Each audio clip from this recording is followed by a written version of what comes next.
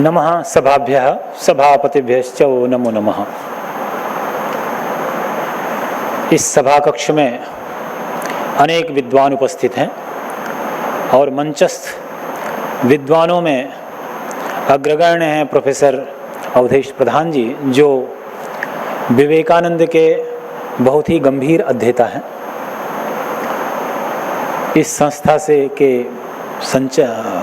के अध्यक्ष, डीन और अन्य लोग आप सभी उपस्थित हैं। मैं अपने आप को गौरवान्वित महसूस कर रहा हूं कि आपने आज कुछ बात करने का अवसर प्रदान किया।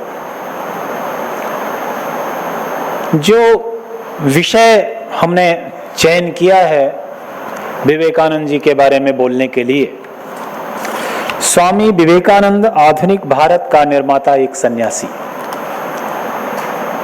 इस विषय को चुनने का एक बड़ा महत्वपूर्ण कारण था। कारण ये था कि जब कभी बात होती है विवेकानंद की तो ऐसा लगता है कि शायद वह हिंदुओं के नेता हैं, शायद वह एक ऐसे सन्यासी हैं जिन्होंने भारत के वेदांती धर्म को नए युग में पुनः स्थापित करने का प्रयास किया। लेकिन विवेकानंद का जो व्यक्तित्व रहा, वह व्यक्तित्व इससे कहीं बहुत बड़ा था और उस व्यक्तित्व की तरफ हमारा ध्यान बहुत बार नहीं जाता। सामान्यतया लोग जिन व्यक्तियों को पसंद भी करते हैं, जिनकी प्रशंसा भी करते हैं, उनकी उन्हीं आदतों के बारे में सोचते हैं, उनके उन्हीं गुणों के बारे में सोचते हैं जो हमको पसंद आते हैं। और उनके अलावा उनके कुछ और गुण ऐसे होते हैं जो शायद हमारे दैनिक जीवन में फिट नहीं बैठते, जो शायद हमारे रोजमर्रा के दिनचर्या में उनको स्वीकार करने में असुविधा होती है। हम उनको ओवरलुक कर जाते हैं, छोड़ दिया करते हैं।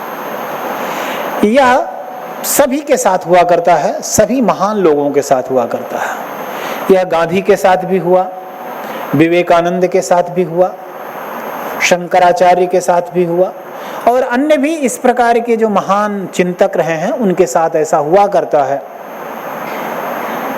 काशी हिंदू विश्वविद्यालय के संस्थापक मदन मोहन मालवीय जी के बारे में भी आप देखेंगे तो इसी तरह की बात आएगी कि बहुत सारे उनके आचरण ऐसे होंगे जो शायद हमको, या परंपरागत रूप से जो लोग रह रहे हैं, एक रूढ़ि में ग्रस्त हैं, उन लोगों को शायद वो सही न लगे और वो उसको छोड़ के आगे बढ़ जाते हैं। आज से लगभग 150 वर्ष पहले जब विवेकानंद जन्म लेते हैं और जब केवल 39 वर्ष की उम्र में वो दिवंगत हो जाते हैं, ब्रह्मलीन हो जाते हैं, तो वह केवल 39 वर्ष के जीवन काल में जितना कार्य उन्होंने किया, जिस प्रकार के विश्व का, जिस प्रकार के भारत का उन्होंने सपना देखा, वह देखने की जरूरत है, उसको समझने की जरूरत है और उस भारत को वो कैसा बनाना चाहते थे। क्या उनके चले जाने के बाद आज 100 वर्ष से ज्यादा बीत चुके हैं, हम कहां तक उनके सपनों के भारत तक पहुंच पाए हैं? हमको लगता है कि इन विषयों के बारे में विचार करने की जरूरत है और विवेकानंद को समझने की जरूरत है। और इसीलिए यह विषय हमने चयन किया कि यह एक ऐसा सन्यासी है। जब हम सन्यासी की बात करते हैं, सन्यासी कौन होता है? जो सब कुछ छोड़ दे।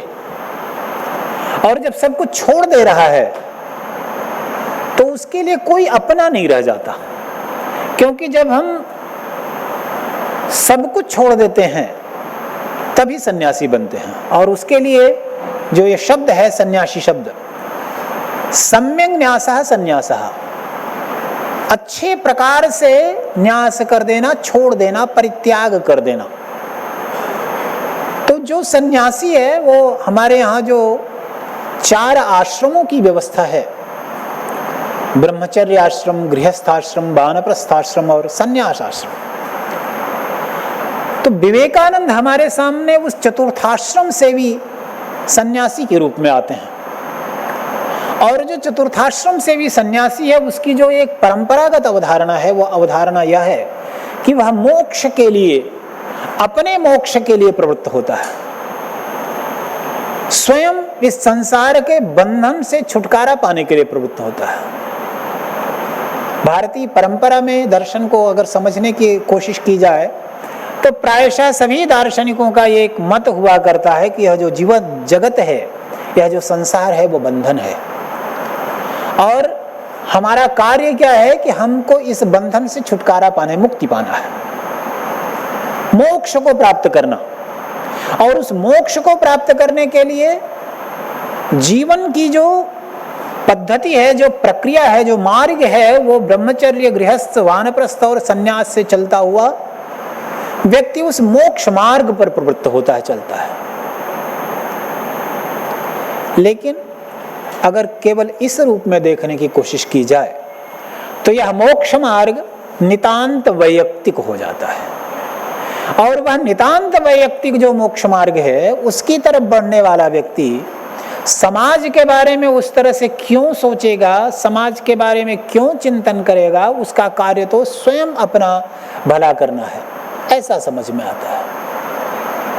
और इसीलिए जब हम विवेकानंद को देखने की कोशिश करते हैं, अभी थोड़ी देर पहले संचालिका महोदय ने शिकागो के भाषण का उल्लेख किया था। शिकागो का भाषण देते समय जो बात उन्होंने रखने का प्रयास किया प्रमुख रूप से, वह यह था कि जो विश्व है, उस विश्व में जिस धर्म की जरूरत है, वह धर्म, क्योंकि वह अनेक विश्व धर्म का सम्मेलन था, तो हमको एक ऐसे धर्म की आवश्यकता है जो धर्म आज के समय में हमारा मार्गदर्शन कर सके। और उन्होंने ये पाया कि सचमुच में वैसा धर्म अगर कुछ हो सकता है तो वह सनातन धर्म, वेदांती धर्म हो सकता है। लेकिन केवल इतने तक ही बात अगर होती तो शायद विवेकानंद को हम उस रूप में ध्यान न देते, उस रूप में हम उनको स्मरण न करते। परंतु उससे आगे की बात है। वो एक जगह पर कहते हैं कि विश्व का कल्याण तभी होगा अगर उसमें मुसलमानों की जो एकता है, समानता का भाव है, और हिंदुओं की जो वेदांत की जो भावना है, वो एक साथ घुल मिल जाए। क्योंकि वो देख रहे हैं कि मुसलमानों में एक समानता की जो भावना है, बहुत गहराई तक जुड़ी हुई है, और उस समानता की भावना को यहां पर भी वो साथ में लाने का प्रयास कर रहे, लाना चाहते हैं। मिशेल फूको जब मॉडर्निटी को परिभाषित करने की कोशिश करते हैं तो वो बताते हैं कि इस मॉडर्निटी में जो आधुनिकता है उसमें बहुत कुछ शामिल है जिसको हम कहते हैं रिजेक्शन ऑफ ट्रेडिशन, जिसमें परंपरा का परित्याग, परंपरा को छोड़ देना शामिल है।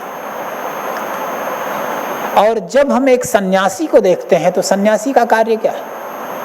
वह सन्यासी परंपरा के साथ जुड़ करके चल रहा होता है, क्योंकि कम से कम उसने जीवन को उसी रूप में देखने की कोशिश की कि ये जो 4 आश्रमों की परंपरा है, उस परंपरा को स्वीकार करते हुए सन्यास ग्रहण किया और उस क्रम में आगे बढ़ रहा है, तो परंपरा को वो साथ में स्वीकार करता हुआ चल रहा है। ऐसी स्थिति में विवेकानंद जब उनके आधुनिक होने की बात की जाती है, जब हम ये सोचते हैं कि वो आधुनिक भारत का निर्माता है, तो किस मामले में आधुनिक भारत का निर्माता? वो एक ऐसा समय है जिस समय हमारे सामने दयानंद सरस्वती भी दिखाई पड़ते हैं।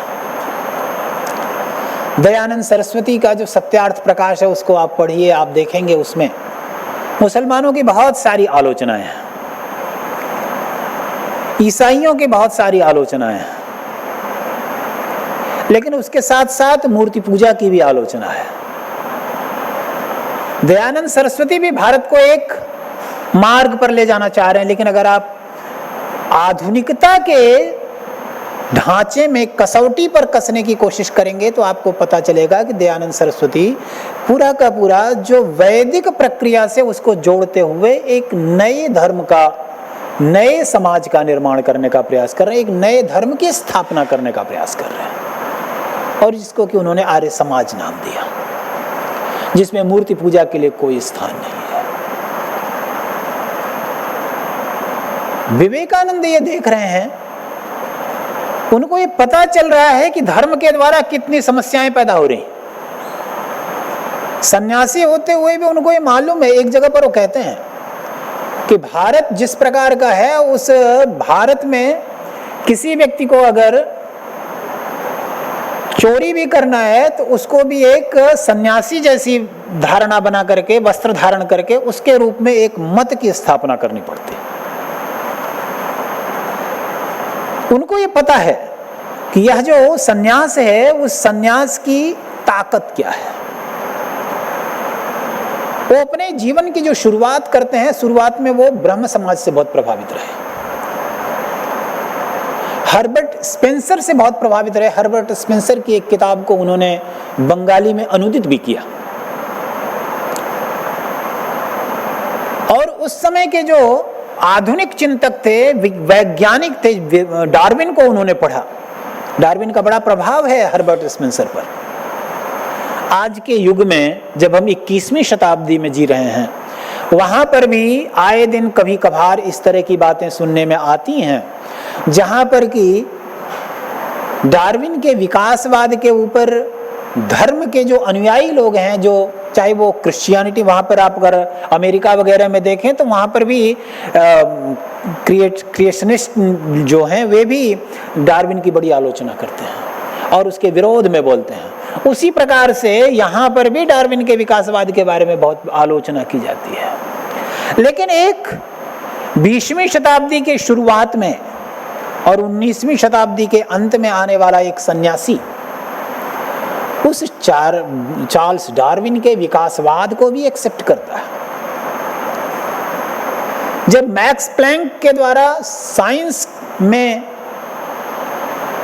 नई अवधारणाएं प्रस्तुत की जाती हैं, आइंस्टीन के द्वारा थ्योरी ऑफ रिलेटिविटी प्रस्तुत की जाती है, इनके परिप्रेक्ष्य में वो अपने वेदांती दर्शन को स्थापित करता है।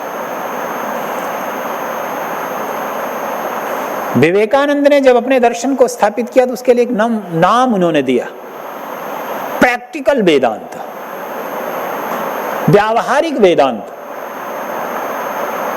वो एक जगह पर कहते हैं कि वेदांती धर्म की जो सबसे बड़ी समस्या है वो क्या है? जाति व्यवस्था। तो जाति व्यवस्था की भी वो आलोचना करते हैं, लेकिन जाति व्यवस्था की आलोचना करने का जो उनका तरीका है वो थोड़ा अलग है। वो अंबेडकर की तरह नहीं है। वो कहते हैं कि जो वेदांती आदर्श है वह आदर्श है ब्राह्मण का आदर्श, लेकिन वहीं पर ये भी वो सावधान करते हैं कि ब्राह्मण का आदर्श समझने पर कहीं पर आप ये मत समझिए कि ब्राह्मण कह करके किसी जाति विशेष के बारे में बात की जा रही है, बल्कि वो ब्राह्मण कह के उस व्यक्ति को बताना चाहते हैं ब्रह्म जानाति इति ब्राह्मणः, जो ब्रह्म को जाने। ब्रह्म को जानने का मतलब क्या है? ब्रह्म को जानने का मतलब यह है विवेकानंद के हिसाब से कि जिसके लिए कोई अपना और पराया का भेद न रह जाए, क्योंकि जब सब कुछ एक ही है तो उसमें अपने और पराये का भेद कहां से रहेगा? यहीं वाराणसी में आचार्य शंकर के और चांडाल के बीच में एक संवाद की चर्चा आती है परंपरा में, और जिसके लिए आचार्य शंकर ने मनीषा पंचकम लिखा है। वो कहानी कुछ इस प्रकार से आती है कि आचार्य शंकर जो है कहीं गली से गुजर रहे हैं, सामने से एक चांडाल आ रहा है और आचार्य शंकर उससे बोलते हैं कि तुम चांडाल हो, हट जाओ किनारे। और वो चांडाल उनसे बोलता है कि तुम किसको हटने के लिए बोल रहे हो? क्या इस शरीर को हटने के लिए बोल रहे हो या आत्मा को हटने के लिए बोल रहे हो? शरीर को हटने के लिए बोल रहे हो अगर, तो तुम्हारा शरीर और हमारा शरीर में कोई वो नहीं है, दोनों ही चमड़े से बने हुए हैं। और आत्मा को हटने के लिए बोल रहे हो तो आत्मा तो अलग है ही नहीं, सब एक ही है। और आचार्य शंकर मनीषा पंचक में कहते हैं कि जिसकी इस प्रकार की मति है वो मेरा गुरु है, वो मेरा आचार्य है। और विवेकानंद जब कहते हैं बात, तो यही बात वो कहते हैं कि चाहे वो परिया हो, उनके शब्दों में जो अंत्यज जाति विशेष है, चाहे कोई भी हो, उनके बीच का जो अंतर है उस अंतर को दूर करने की जरूरत है। आदर्श ये है कि व्यक्ति, हमारा वेदांती आदर्श ये है कि जब मोक्ष का आदर्श लिया जाता है तो उस आदर्श को रखने का तात्पर्य है कि हर व्यक्ति को उस पद तक पहुंचाना है, हर व्यक्ति को मोक्ष प्राप्त करना है। तो तात्पर्य क्या है? मोक्ष कब प्राप्त होगा? तब तक प्राप्त नहीं होगा जब तक आप जानेंगे नहीं। किसको नहीं जानेंगे? ब्रह्म को नहीं जानेंगे। ब्रह्म को जानने का मतलब क्या हुआ कि सब अपने और पराये का भेद समाप्त हो जाना, सबको एक समझना, एकात्म भावना, सर्वात्म भावना। तो वो जो संस्कृत के शास्त्रों में जो बात कहीं छुपी हुई थी, जो सामने नहीं आ रही थी, उसको उन्होंने सामने लाया और उस भावना को सामने रखते हुए कहा कि भाई ये जो भावना है, सर्वात्म भावना, सभी आत्मा है और जिसमें कोई अपना और पराया नहीं है। और इसीलिए श्रुति में अनेक जगह पर कहा जाता है, ये निस्त्रय गुणे पथि विचरता को विधि को निषेधा। जो तीनों गुणों से परे हो गया उसके लिए ना तो कोई विधि है ना तो कोई निषेध है। विवेकानंद कहते हैं कि देखिए, ब्राह्मण के लिए, जो सच्चा ब्राह्मण है, उसके लिए कोई विधि निषेध नहीं है। सच्चा ब्राह्मण माने जिसके लिए अपने और पराये का भेद समाप्त हो गया। विधि निषेध क्या करते हैं? विधि निषेध उसके लिए है जिसके लिए अपने पराये का भेद है। क्यों? अपने पराये का भेद अगर उसके लिए है तो वो हमेशा अपने लिए पक्षपात करता है, पराये के प्रति पक्षपात करता है। जहां अपना फायदा होगा उसके हिसाब से आचरण करता है, जहां पर दूसरे का फायदा होगा वहां पर उसका मानदंड एकदम बदल जाता है, नियम उसके बदल जाते हैं। तो विधि निषेध किसके लिए? उसके लिए जिसके लिए अपना पराया का भेद होता है। और जो विधि निषेध उसके लिए नहीं है जिसके लिए अपने पराये का भेद नहीं है।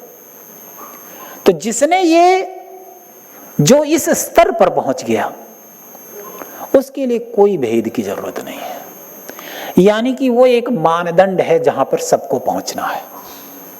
वहां तक पहुंचे बिना हमको मोक्ष नहीं प्राप्त हो सकता, हम बंधन में ही रहेंगे।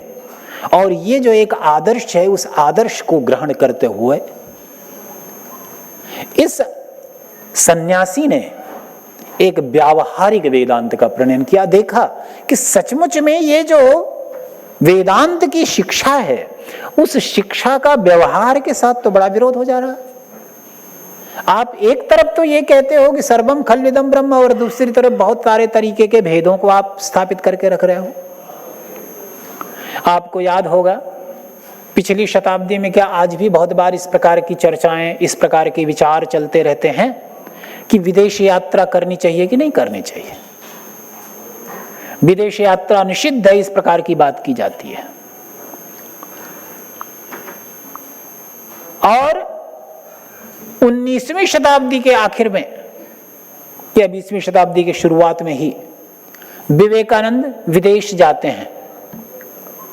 और विदेश जाते हुए वहां पर शिकागो में भाषण देने के लिए जो जाते हैं, और अनेक बार जाते हैं, केवल एक बार नहीं जाते, कई जगहों पर जाते हैं। वो अमेरिका भी जाते हैं, यूरोप भी जाते हैं,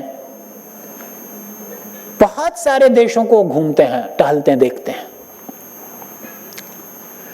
तो जो धर्म था पहले का, उस धर्म की रूढ़ियां थी बहुत सारी।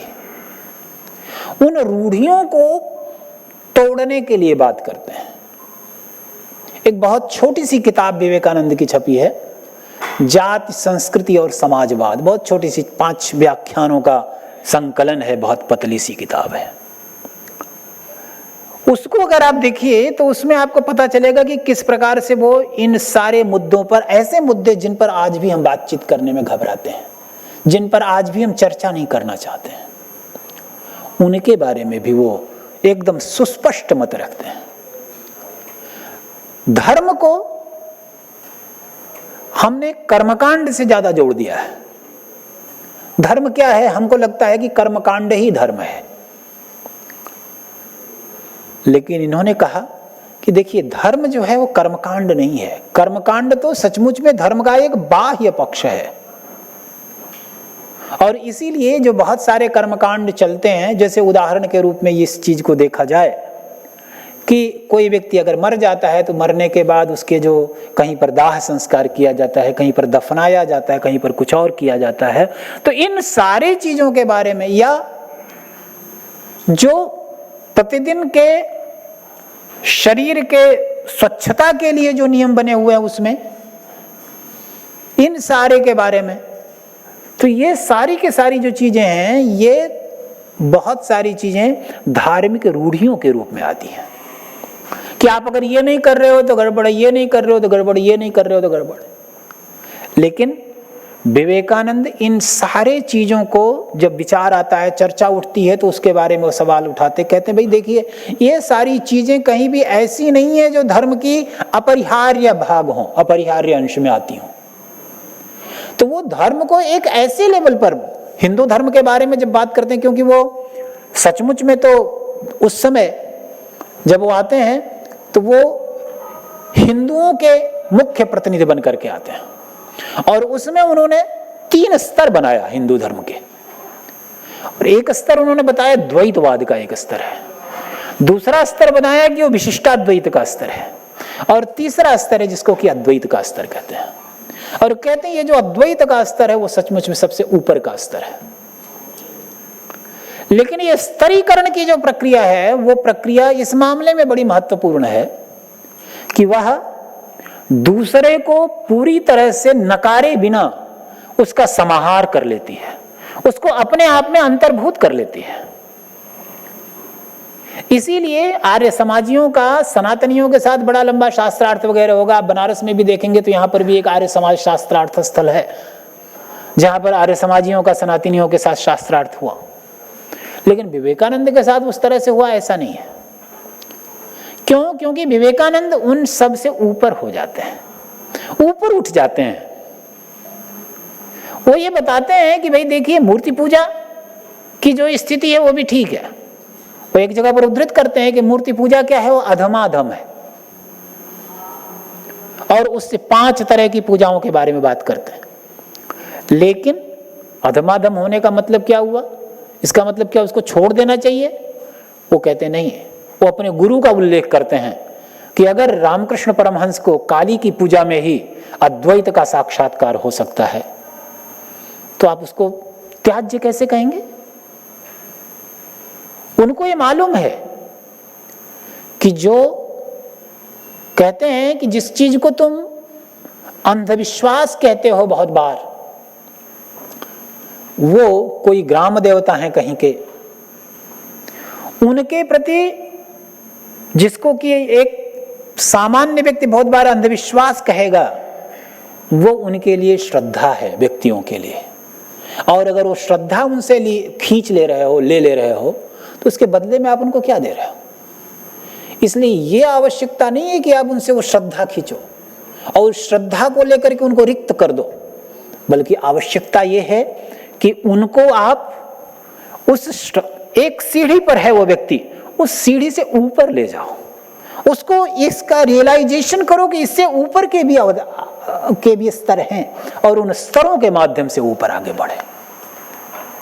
और इसीलिए वो इन सारे मुद्दों से, जब अमेरिका में उनसे वार्तालाप के प्रसंग में भारत की स्त्रियों की स्थिति के बारे में प्रश्न किया जाता है, और ये एक, अगर आप आज से 100 वर्ष पहले की स्थिति को देखें तो उस समय विधवाओं की स्थिति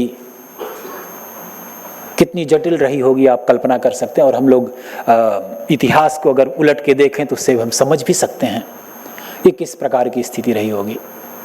विधवा विवाह वगैरह को लेकर के प्रश्न किए गए।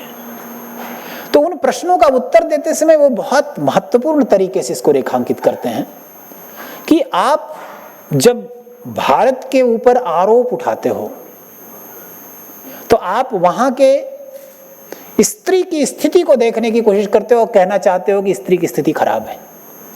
लेकिन क्या कभी आपने अमेरिका की स्त्रियों के बारे में देखा कि वहां की क्या स्थितियां हैं? मतलब वो दोनों के आदर्शों को, दोनों के मानकों को सामने रखते हुए कहते हैं कि आपके यहाँ का जो आदर्श है और भारत का जो आदर्श है वो थोड़ा अलग अलग है। भारत में स्त्री का आदर्श वो मातृत्व भाव है और उस मातृत्व भाव को बहुत ऊंचाई पर ले जाकर के रखते हैं, लेकिन ऐसा नहीं है कि वह जो दूसरे स्त्रीत्व भाव है उस स्त्रीत्व भाव की वो एकदम अवहेलना कर देते हो। ऐसा नहीं है कि वो विधवा विवाह के प्रश्न पर वो सीधा सीधा चुप्पी लगा जाते हो कि विधवा विवाह नहीं होना चाहिए, बल्कि उनके लिए भी वो कहते हैं कि वो वस्तुतः उसके क्रम में ये देखने का प्रयास करते हैं कि वो कौन सी परिस्थितियां रही होंगी कि जिन परिस्थितियों में भारत में इस प्रकार का व्यवहार शुरू हुआ होगा, और उसके परिप्रेक्ष्य में वह एक नया रास्ता भी बताते हैं कि किस प्रकार से हम इससे आगे बढ़ें। और इसीलिए वे कई एक चीजों की तरफ, जब वो सन्यासी खुद हैं और उनके जो शिष्य हैं, तो वो अपने उद्देश्यों के बारे में, अपने ध्येयों के बारे में बताते हुए एक जगह पर कहते हैं कि सन्यासियों का कार्य क्या है? शिक्षा की तरफ जुड़ाव करना, शिक्षा प्रदान करना। अगर हमारे देश में उनकी जो पंक्तियां हैं कुछ इस तरह की कि हमारे देश के अगर मजदूर, उनके बच्चे अगर पढ़ने के लिए स्कूल नहीं आ सकते हैं तो स्कूल उनके घर तक जा सकता है, स्कूल को उनके घर तक जाना चाहिए, और हमारे जो सन्यासी हैं वे लोग वहां तक पहुंचेंगे। तो वह एक ऐसा सन्यासी एक जनता के लिए शिक्षा की बात कर रहा है कि किस प्रकार से उन सभी लोगों को जो वंचित हैं, उन वंचितों को शिक्षा प्राप्त हो। एक जगह पर वो कहते हैं कि भाई आप जो लोग भूखे हैं उनको आप धर्म की शिक्षा देते हो, उनको वेदांत की शिक्षा देते हो। अरे भूखे को रोटी चाहिए, वेदांत की शिक्षा नहीं चाहिए। अगर वेदांत की शिक्षा देनी है तो उस व्यक्ति के लिए वेदांत की शिक्षा जिसका पेट भरा हुआ हो, जिसका पेट नहीं भरा उसके लिए वेदांत की शिक्षा उपयोगी नहीं है। आप देखिए कि एक ऐसा सन्यासी है जो सन्यासी अपने मानदंड लेता तो है, शास्त्रों से ग्रहण करता है, और वो उनके लिए एक तरह से कहिए कि आज से 100 वर्ष पहले जितना खुला हुआ दिमाग विवेकानंद ने पाया था, शायद आज के दौर में भी उतना खुला दिमाग बहुत कम लोगों को मिल पाता है, क्योंकि वो हर चीज को देखने की कोशिश करते हैं। बहुत गंभीर अध्येता थे, और गंभीर अध्येता होने का तात्पर्य यह है कि वो एक जगह पर, जैसे कि जहां पर भी मैं चर्चा कर रहा था, तो वहां पर वो बात करते हुए कहते हैं कि भाई आप ये बताओ कि आपने स्त्रियों के बारे में इस तरह की बात कही है कि आज भी वो दावा करते हैं सन 1900 में, कहते हैं हार्वर्ड में, ऑक्सफोर्ड में, येल यूनिवर्सिटी में, कैम्ब्रिज में आज की तारीख में स्त्रियों का एडमिशन नहीं होता, और हमारे यहाँ कलकत्ता में आज से 20 वर्ष पहले से स्त्रियों का एडमिशन होता है बीए क्लास में, वे पढ़ती हैं। माने वो स्त्री शिक्षा के प्रति, जो वंचित हैं उन वंचितों की शिक्षा के प्रति, वो जो देश के ऐसे लोग हैं, दबे कुचले लोग हैं, उनके उत्थान के प्रति एकदम जागरूक हैं, सतत प्रयासशील। वो जो पुरोहित हैं, जो ब्राह्मणवाद को बहुत बलपूर्वक स्थापित करने का प्रयास करते हैं, उनकी भी बहुत गंभीर आलोचना करते हैं, गहन आलोचना करते हैं, और कहते हैं कि भाई ये जो इस तरह के पुरोहिती कार्य हैं, पुरोहिती है, उसने देश का बड़ा नुकसान किया, क्योंकि आप एक समाज को पूरा का पूरा वंचित कर दे रहे हैं। होना ये चाहिए, वो उदाहरण देते हैं, ऐतरेय उपाख्यान का उदाहरण देते हैं, सत्यकाम जाबाल का उदाहरण देते हैं, बहुत सारे अन्य जो ऋषि हैं उन ऋषियों का उदाहरण देते हैं, और इन सब उदाहरणों को देते हुए वो बताते हैं कि देखिए कि जो रूढ़िबद्धता है वो रूढ़िबद्धता तोड़ने की जरूरत है, और जब तक आप उस रूढ़िबद्धता को नहीं तोड़ेंगे तब तक देश का भला नहीं हो सकता। देश का उत्थान करने के लिए यह आवश्यक है कि रूढ़िबद्धता को हम छोड़ें। तो ये कई एक ऐसे मुद्दे हैं, कई एक इस प्रकार की बातें हैं जिनको लेते हुए हम कह सकते हैं कि विवेकानंद ने अपने दर्शन को, जैसे कि उनका जो दर्शन था, अगर आप उनके दर्शन के बारे में बात करें, देखने की कोशिश करें, तो उनका दर्शन और कुछ नहीं है। आचार्य शंकर का जो दर्शन है वही विवेकानंद का भी दर्शन है, लेकिन आचार्य शंकर का दर्शन होते हुए भी विवेकानंद के दर्शन में एक भिन्नता है। उस दर्शन को एक अलग स्थापना पर, अलग भावभूमि पर प्रतिष्ठित करते हैं। वो अपने दर्शन को स्थापित करने के लिए युक्तियां बड़ी जबरदस्त खींच के ले आते हैं। आचार्य शंकर का जो दर्शन है वो अद्वैत तत्व की बात करता है, विवेकानंद भी अद्वैत की बात करते हैं, लेकिन अद्वैत की स्थापना करने के क्रम में वो उदाहरण ले आते हैं। कहते हैं कि भाई देखिए जो सारी समस्या है क्या है, जो द्वैत है दो चीजें हैं, और उन दो चीजों के बारे में एक जड़ है और एक चेतन है। ये शायद बड़ा मुश्किल लगे कि जड़ जो है वो चेतन कैसे हो सकता है, चेतन जो है वो जड़ कैसे हो सकता है, क्योंकि ये दोनों एकदम भिन्न भिन्न प्रकार की हैं। लेकिन जब थियरी ऑफ रिलेटिविटी को देखते हैं तो आपको पता चलता है कि भाई जड़ और चेतन के बीच में जितना भी भेद है, उसी प्रकार का भेद E = mc² में भी आता है, क्योंकि जो एनर्जी है और जो मैटर है उसमें भी उसी प्रकार का भेद है। एनर्जी जो है एकदम अलग चीज है, मैटर एकदम अलग चीज है। तो वो वेदांत को भी स्थापित करने के लिए साइंस को ले आते हैं, विज्ञान को लेकर के आते हैं, और उनका जो कहना है कि देखिए जो ये देश है, उस देश के लिए जो मॉडल होना चाहिए, जो प्रतिमान होना चाहिए, वो आयातित नहीं होना चाहिए।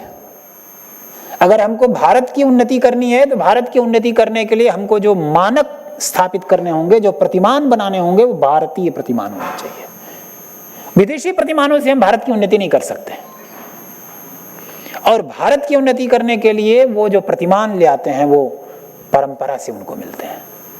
तो वो आधुनिकता उनकी इस मामले में नहीं है पूरी की पूरी कि वो परंपरा को पूरा का पूरा छोड़ देते हैं, बल्कि उनकी आधुनिकता इस मामले में है कि वो परंपरा को पुनः परिभाषित करते हैं, नए आयाम प्रदान करते हैं, नए अर्थ दे देते हैं,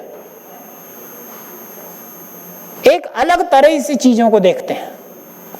और उनको लगता है कि भाई जब आपका जो दर्शन है वो दर्शन है क्या सचमुच में, जिसको हम दर्शन कहते हैं, वह दर्शन सचमुच जीवन की कला है, हमको कैसे जीना है ये बताता है। कोई भी दर्शन अगर आप उसको एक्सेप्ट करते हैं तो उसके हिसाब से आपकी जीने की स्थिति बनती है कि आप जिएंगे कैसे। और वो जो है, जो आधार स्थापित होगा, वो आधार किसके आधार पर स्थापित होना चाहिए, उसके मूल में। जैसे वो जब मोरलिटी की बात करते हैं तो कहते हैं कि भाई देखिए मोरलिटी के बारे में बात जब हम करते हैं तो ये बड़ी विचित्र सी स्थिति होती है। हम सोचते हैं कि कोई एब्सोल्यूट मोरलिटी है, लेकिन एब्सोल्यूट मोरलिटी कैसे हो सकती है? अलग अलग परिस्थितियां अलग अलग चीजों को जस्टिफाई करती हैं। एक काल में जो चीज मोरल है, दूसरे काल में वही चीज इमोरल है। युद्ध के समय में सैनिक अगर किसी की हत्या करता है, विदेशी व्यक्ति का, विदेशी सैनिक का, तो मोरल एक्ट है। लेकिन अगर कहीं सामान्य परिस्थितियों में कर देता है तो वो इमोरल एक्ट है।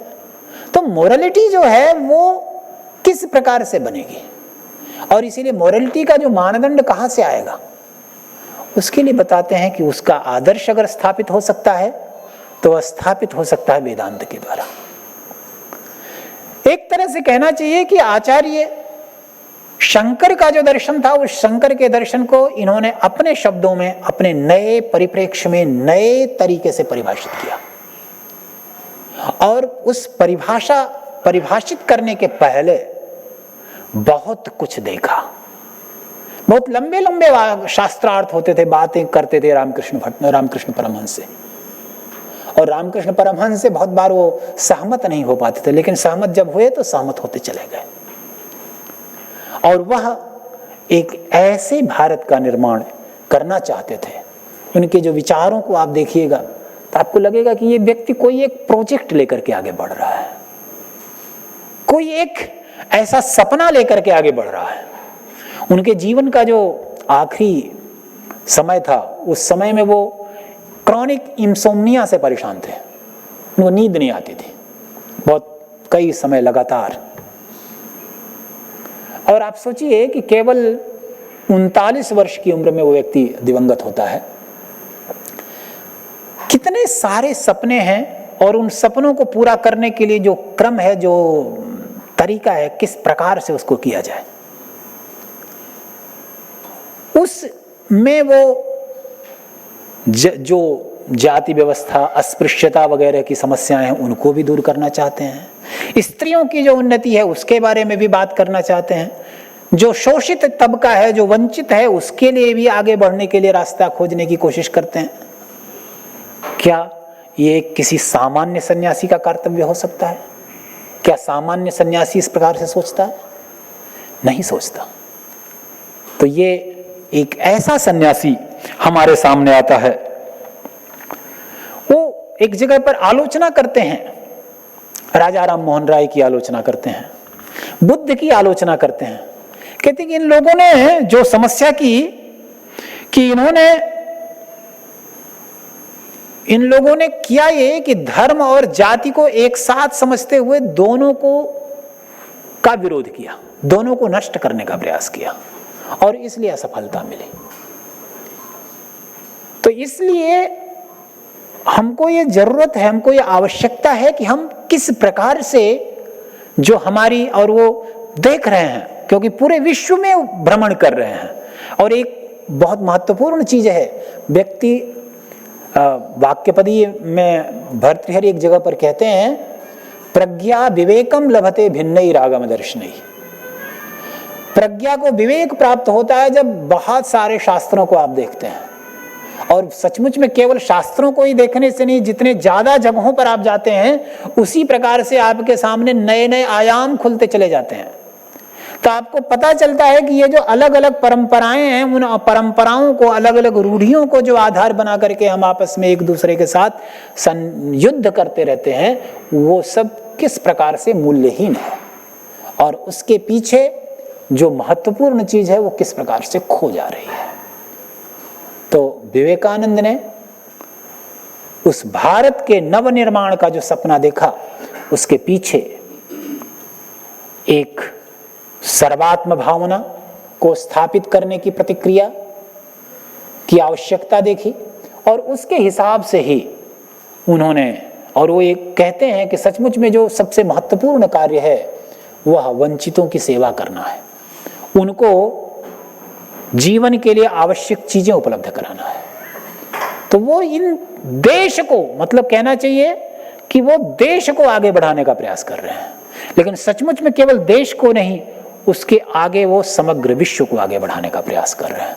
क्योंकि जब हमारे सामने कोई भी दीवार नहीं है, कोई भी बाउंड्री नहीं है, कोई सीमा नहीं है, जब सब कुछ एक है, हर व्यक्ति हमारे उस एकता में विलीन हो जाता है। यानी जिसका परिवार जितना बड़ा है, अगर वो व्यक्ति पूरा विश्व एक परिवार के रूप में एक ही के स्वरूप में आवृत हो जाए, तो कहां तक वो आगे बढ़ सकेगा, कितना उसको आगे बढ़ाया जा सकेगा। वह जो उद्देश्य है, उस उद्देश्य को आगे बढ़ाते हुए, उसको लेकर के वो आगे बढ़ते हैं और अपनी बात उसी रूप में स्थापित करने का प्रयास करते हैं।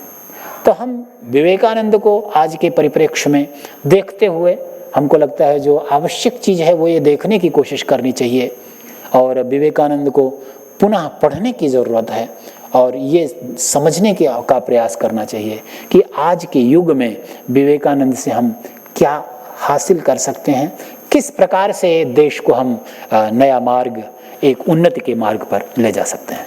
धन्यवाद।